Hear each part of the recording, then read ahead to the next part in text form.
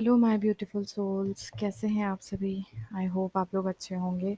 सो Sagittarius ascendant यानी धनु लग्न की रीडिंग हम लोग शुरू करते हैं। जैसे कि आप लोग जानते हैं कि मेरी जो रीडिंग्स हैं वो असेंडेंट यानी लग्न पर आधारित होती है। तो अगर आप लोगों का लग्न धनु है, सजिटेरियस अगर आपका असेंडेंट है, तो ये रीडिंग आपको ज़्यादा रेजोनेट करेगी। Okay, so let's see Sagittarius के लिए जून का महीना कैसा जाने वाला है। जून 2025 फॉर सजिटेरियस असेंडेंट धनु लग्न। सबसे पहले हम देखेंगे करियर।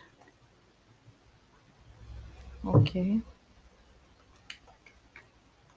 फाइनेंसेस की एनर्जी चेक करेंगे या finances.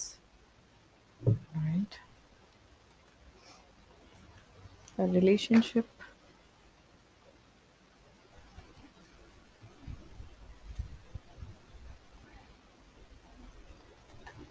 Marriage,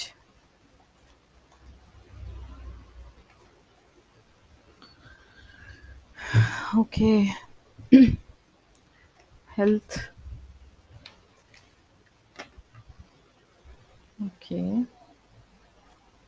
your enemies or any legal matters if you are in,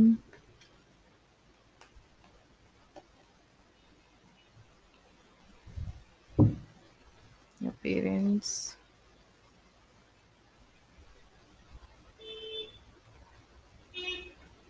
share market या इन्वेस्टमेंट अगर आप लोग कर रहे हैं देन ओके। किड्स को लेकर, बच्चों को लेकर अगर हम देखें तो okay. And last one is if you are planning और if you want to plan any trip, travel के लिए ये महीना।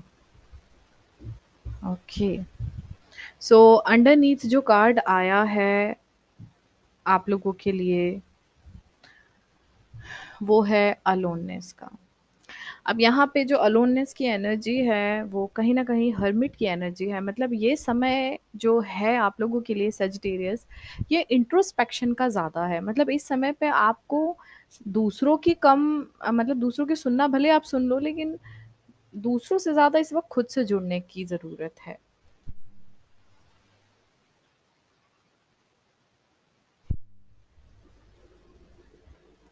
ये समय ऐसा है ना जब आपके मैक्सिमम सवालों के जवाब आपको खुद से मिलेंगे। सो ओवरऑल अगर हम आपके करियर की बात करें तो मैच्योरिटी की एनर्जी बोलती है कि यहाँ पे कर्म क्षेत्र में नए ऑप्शंस आपको ज़रूर मिल सकते हैं, लेकिन करियर के मामले में इस चीज़ का आपको ख्याल रखना है कि कर्म क्षेत्र में आपको परेशानियों का सामना करना पड़ सकता है। वर्कलोड आप पे ज़्यादा हो सकता है एक ब्रेक के बाद आप जॉइन कर रहे हैं। अगर आप ब्रेक के बाद जॉइन कर रहे हैं तो ऑब्वियस सी बात है आपको बहुत ज़्यादा वर्क का लोड रहेगा, यहाँ दिखाई दे रहा है। क्योंकि काम कर्म क्षेत्र में इस वक्त पे थोड़ा प्रेशर है आपके ऊपर। और अगर आप बिजनेस भी कर रहे हैं तो अप्स एंड डाउन्स की सिचुएशन यहाँ बन रही है। पार्टनरशिप में प्रॉब्लम्स हो सकती है 15 जून तक। 15 जून के बाद चीज़ें फिर भी बेहतर हो सकती हैं। फाइनेंसेस की अगर मैं बात करूँ तो यहाँ पे अगर आप भूमि भवन और मतलब एक, क्योंकि अबंडेंस की एनर्जी मतलब अगर आप अपने लग्ज़री के लिए खर्च करना चाहें, मतलब आप अपने पसंद की चीज़ें, भई फर्नीचर है, घर लेना है आपको, इन सब चीज़ों में आप खर्चा आपका ज़्यादा हो सकता है। कुछ नई चीज़ें अगर आप लेना चाहते हैं, तो भूमि भवन को लेकर या कुछ अपने इच्छाओं की पूर्ति हेतु आपकी जो सेविंग्स हैं, वो भी खर्च हो सकती हैं। सो अर्निंग के सोर्सेज़ तो अच्छे हैं, अर्न तो आप कर रहे, एक हाथ ले रहे, लेकिन एक हाथ दूसरे हाथ से आप खर्च भी करते जाएँगे, तो सेविंग यहाँ पे कम है, लेकिन फाइनेंसेस ठीक रहेंगे। रिलेशनशिप की बात करूँ तो 10 of pentacles we are the world की एनर्जी कहती है कि इस समय पे शादी के रिश्ते आपके लिए आ सकते हैं। लेकिन इस समय अगर आपने सोच समझ के डिसीजन नहीं लिया तो आप एक कार्मिक रिलेशनशिप में फँस सकते हैं। रिश्तों के मामले में अगर चल रहा है एक रिश्ता तो हो सकता है बीच में एक कार्मिक साइकिल आपका चल रहा हो, तो उस चीज़ को ठीक से बैठ के शांति से दोनों लोग मिल के सॉर्ट आउट करने की कोशिश करें। रिश्ते में यहाँ पर प्रेम से रहने की ज़रूरत है। कोशिश करें कि आप एक-दूसरे पर शक ना करें और गुस्सा ना करें। मैरिज की अगर हम बात करें तो ट्रांसफ़ॉर्मेशन की एनर्जी निकल के आई है। शादी के जैसे मैंने बोला रिश्ते तो आपके लिए आ सकते हैं, योग बन रहे हैं, लेकिन ईगो के चलते ऑलरेडी अगर मैरिड हैं तो जीवन साथी के साथ अभी तो ठीक है 15 जून तक। 15 जून के बाद इश्यूज़ क्रिएट हो सकते हैं। परिस्थिति थोड़ी-सी विपरीत हो सकती है। फिर 15-16 जुलाई तक, ठीक है? तो थोड़ा इस महीने शांति रखें 15 जून से 15 जुलाई के बीच में, स्पेशली 9 जुलाई क्योंकि उसके बाद गुरु जो है वो पावर में आ जाएँगे। तो क्योंकि अभी गुरु अस्त है, तो थोड़ा-सा प्रॉब्लम मैरिड लाइफ में हो सकता है। हेल्थ की अगर हम बात करें तो आँखों और दाँत से संबंधित आपको परेशानी हो सकती है और उसी के साथ-साथ माइग्रेन का भी मुझे यहाँ पे चीज़ें दिख रही हैं। अगर आप यहाँ पे देखेंगे माइंड आप ओवरथिंक अगर ज़्यादा करोगे, नींद ठीक से नहीं लोगे तो यहाँ पे आपको हेडेक और माइग्रेन की परेशानी हो सकती है।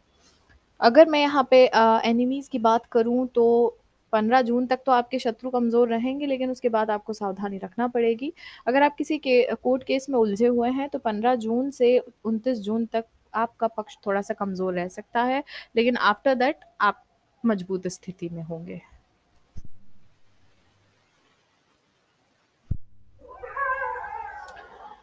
पेरेंट्स की अगर मैं बात करूँ यहाँ पे तो पिता की सेहत का आपको ख़्याल रखना है और अपनी माता को आप जितना हो सके खुश रखने की कोशिश करें क्योंकि इस वक़्त पे माता आपकी परेशान और चिंतित हो सकती हैं। अम, यहाँ पे जो शेयर मार्केट की बात है तो समय तो अच्छा है लेकिन यहाँ पे आप ऐसा नहीं कि भई हमको पैसा लगा दिया अभी मार्केट नीचे जा रहा है तो आप बहुत स्ट्रेस में आ गए फिर आप मतलब आप इस चीज़ को बर्डन की तरह मत रखें। क्यों? अगर आप इन्वेस्ट करना चाह रहे हैं जून में तो आपको लॉन्ग टर्म इन्वेस्टमेंट करना पड़ेगा। वो गिरे तो भी आप पैनिक ना हो, बढ़े तो भी बस आप लेके छोड़ दो। यहाँ आप पैनिक नहीं हो सकते। ठीक है? अदरवाइज़ ये चीज़ें आपको बहुत ज़्यादा मेंटली और परेशान कर देंगी। बच्चों के मामले में अगर देखें तो just go with the flow conceive करने का प्लान कर रहे हैं तो पॉसिबिलिटी दिख रही है। लेकिन अगर कंसीव कर लिया है तो शुरू के 3 महीने अपना ख़्याल रखें। अगर अभी प्लानिंग नहीं है तो अपना बहुत अच्छे से ख़्याल रखें, by the end of this year आप कंसीव कर सकते हैं। आपके बच्चे अगर हैं तो इस वक़्त बच्चों को लेके परेशान ना हो, बच्चों के साथ दोस्तों वाला व्यवहार करना इस वक़्त ज़रूरी है। उनकी चीज़ों को, उनकी बातों को, हर चीज़ों को बहुत ध्यान से सुनें और अगर वो अपनी लाइफ़ की किसी प्रॉब्लम में फँसे हैं तो उनका दोस्त बन के आप उनको सही रास्ता दिखाने की कोशिश करें। ट्रैवल की अगर हम बात करें तो यहाँ पे ट्रैवलिंग की चीज़ें दिख रही हैं, तो जून महीने में आप ट्रैवल कर सकते हैं और नए-नए एक्सपीरियंस भी आपको मिल सकते हैं। आपके लिए ट्रैवल करने में कोई दिक्कत नहीं दिख रही है। बट हो सके तो जितना हो सके अपनी चीज़ों को अपने तक रखें। दुनिया में ज़्यादा इन्वॉल्व मत हो और अपनी खुशियों को दूसरों को मत बताओ बिकॉज़ यहाँ पे आपकी खुशियाँ देखने के लिए कोई नहीं बैठा।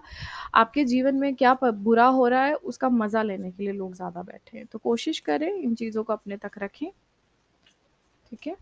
Okay, alright so advice for Sagittarius ascendant क्या एडवाइस है फॉर धनु लग्न?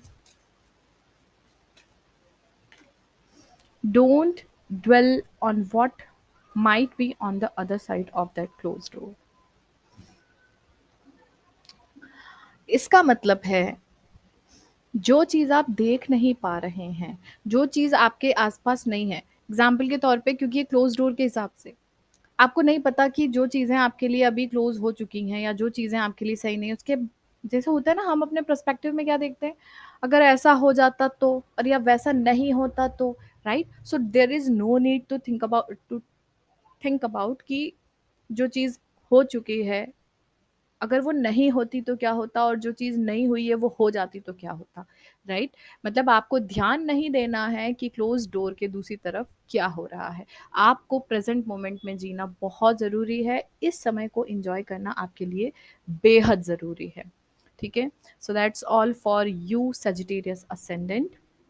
अगर आप लोगों को अपना पर्सनल रीडिंग करवाना है, कुंडली का एनालिसिस करवाना है, हीलिंग के सेशंस लेना है, कंसल्टेशन, काउंसलिंग या कुछ भी आप करवाना चाहते हैं तो मुझसे कांटेक्ट कर सकते हैं।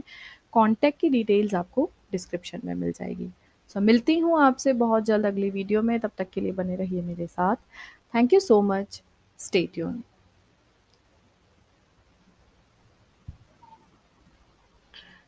अभी शायद मैं लिब्रा का अभी शायद भूल गई थी बताना, कुछ डेट्स हैं जो आपको बताना है। 23 और 24 जून को आप थोड़ा सा अपनी हेल्थ को लेकर, अपनी आंखों से संबंधित चीज़ों को लेकर थोड़ा सा ध्यान रखें। 23 और 24 जून को, ठीक है, ओवर थिंक ना करें। और 27 28 जून को आप अपने इन लॉज के साथ थोड़े से टर्म्स अच्छे रखें, अदरवाइज वो थोड़ा सा एक मेंटल प्रेशर आपके ऊपर आ सकता है। ठीक है, कोई अनजान जगह मत जाइए अभी, जो आपके नॉलेज में जगह है वहीं पे आप जा सकते हैं। Okay, so that's all for you Sagittarius. Thank you so much. मिलती हूँ आपसे अगली वीडियो में।